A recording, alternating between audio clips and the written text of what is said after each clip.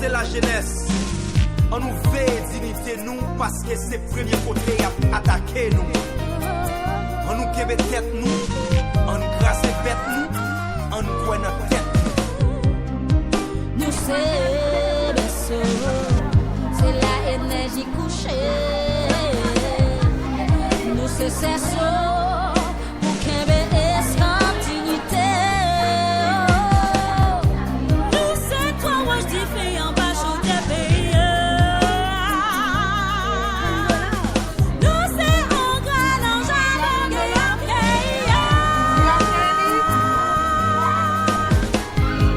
nous c'est racines qui font notre pays.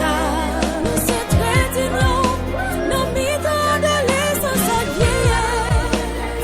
Nous c'est la jeunesse, on est tête nous, crasé bête nous, ouais nos tête nous. Nous qui mettons nous, crasé bête nous, ouais nos tête nous. Nous qui mettons nous, crasé bête nous, ouais nos tête nous. Les enfants, je suis Lovely Metellus. Je suis ici pour vous faire la lecture d'une histoire. L'histoire, c'est pas si bête que ça. C'est de Nicole Lalanne. Et puis les illustrations sont de Carlos Cessuret. Est-ce que vous aimez les histoires? Oui. Beaucoup, beaucoup? Oui. Alors vous allez écouter? Oui. Vous allez faire silence? Oui. Ensuite, vous pourrez poser toutes les questions. C'est l'histoire d'une petite fille. Son nom, c'est Roselyne. Ok? Roselyne, c'est une très gentille petite fille.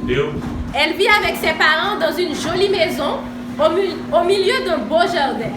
Vous imaginez une maison au milieu d'un beau jardin? C'est là que Roselyne vit avec ses parents. Elle est fille unique. Roselyne a un secret magique. Ses amis à elle, ce sont tous les animaux du jardin, à qui elle rend souvent visite quand elle est à la maison, et ils s'amusent ensemble à des choses extraordinaires. Est-ce qu'il y a des enfants ici qui aiment les animaux? Oui.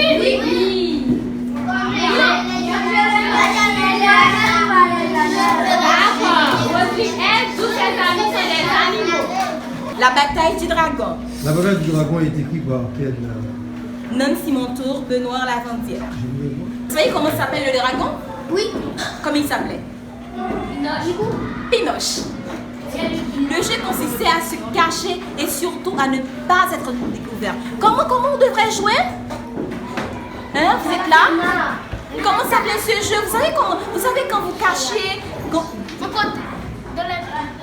dans les coins? Et voilà, ça c'est le cache-cache. On jouait à cache-cache. Donc, il n'y a pas d'autres questions? Quel est le nom de la destinatrice? Le nom de la destinatrice est Nancy Montour et Benoît Lavadière. Le monde Esteban, je hausse les épaules. J'ai pas osé refuser. Je me suis dit que si j'étais le seul de la classe à ne pas venir, ça n'allait pas le faire. Mais voilà, reprend Esteban. Nous sommes ici tous les deux parce qu'on n'aurait jamais osé dire non à cette invitation. Mais qu'est-ce qu'ils manigossent? Pourquoi veulent-ils nous emmener dans une forêt où personne n'ose aller? Qu'est-ce qu'on a compris? On a compris que Loïc et Esteban ont été invités à la fête de Franck et d'Alex. Franck et Alex sont très grands. Est-ce qu'il y a des garçons plus grands ici dans cette salle? Non, je veux dire, ok, lui, il est assez grand, mets-toi debout que je puisse voir. Ok. On va dire que ces deux-là, qui sont assez grands, ont décidé d'inviter toi et toi. Vous êtes plus petits, ok? Vous pouvez vous asseoir. Allez-y, placez-vous. Ok, ils ont décidé d'inviter les plus petits. Ils ne savent pas pourquoi, mais ils n'ont pas osé dire non, donc ils sont allés à la fête d'Halloween de Franck et d'Alex. Et quand ils sont arrivés à la fête de Franck et d'Alex, Franck et Alex leur demandent d'aller dans la forêt des géants. Voilà, ils leur demandent d'aller avec eux dans la forêt des géants. Donc on va dire qu'ils sont 4, Franck, Alex, Loïc et Esteban, qui vont se rendre dans la forêt des géants. Loïc et Esteban ont peur, mais Franck et Alex, qui sont les plus grands, n'ont pas l'air d'avoir peur. On est d'accord? Et vous m'écoutez? Vous pouvez vous rasseoir. Est-ce que tout le monde a compris jusque-là? Oui. Voilà, on continue. Une ombre apparaît à la fenêtre. Je fais un bond en arrière, le nez crochu et les dents pointues me font hurler. nuits, il a trouvé ça marrant de me foutre la trouille. Et les gars, vous venez, crie-t-il à travers le chaos, et il pousse un cri effrayant. Alex fait bouger les poils de son long manteau gris, il rabat la capuche sur sa tête, on ne voit presque plus son visage. Puis, il se met lui aussi à hurler un cri à nous glacer le sang. Le chien que tu as chez toi, est-ce qu'il est vraiment intelligent? Oui. Dis-moi, qu'est-ce qu'il fait? Qu'est-ce qu'il fait qui prouve qu'il est vraiment intelligent? Parce qu'il veut du fromage quand je donne, il me caresse ou je lui donne les fromages pour qu'il puisse partir à la chasse. Vraiment? Il fait ça? Qu'est-ce qu'il fait encore? Quand il va à la chasse de rats, il va appeler ses autres amis dans la maison de nos voisins. Eh bien, quand le chat attrape les rats, est-ce qu'il partage avec d'autres chats dans ta maison? Oui. Vraiment?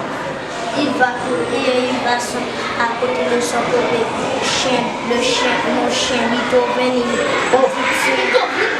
Est-ce que le chien il mange aussi le rat? Oui. Oh!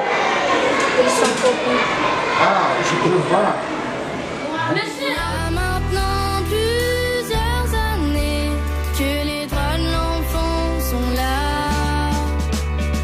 La convention a été... Dans le temps, on constatait que les droits des enfants étaient bafoués, étaient piétinés. On ne respectait pas les droits des enfants.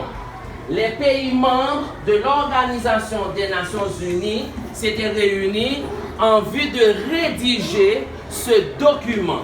Est-ce que vous êtes là? Et aujourd'hui, nous sommes en train de commémorer le 30e anniversaire de cette convention. Ça fait combien d'années que ça existe? Ça fait combien d'années? Je dis 30 ans. Ça fait combien d'années? 30 ans. C'était en 1989.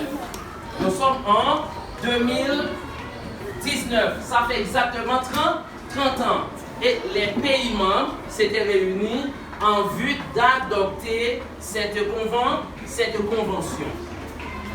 Dans cette convention, il y a 54 articles. Il y a combien d'articles? 54 articles. Dans cette convention, il y a 54 articles. Ça explique quoi? Les droits de l'enfant. Bravo mon garçon, comment tu t'appelles?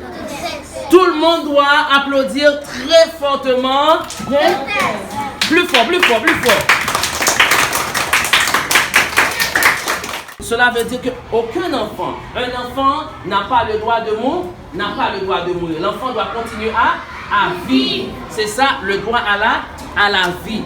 Et pour que ce droit soit respecté, il y a un autre droit qu'on doit mettre en évidence, c'est la santé. La santé. Le droit, le devoir pour les parents ou le cas échéant, les membres de la famille élargie ou de la communauté comme prévu par la coutume locale, les tuteurs ou autres personnes légalement responsables de l'enfant, de donner à celui-ci d'une manière qui correspond au développement de ses capacités, l'orientation et les conseils appropriés à l'exercice des droits que lui reconnaît la présente convention. Merci. Applaudissez s'il vous plaît. Applaudissez.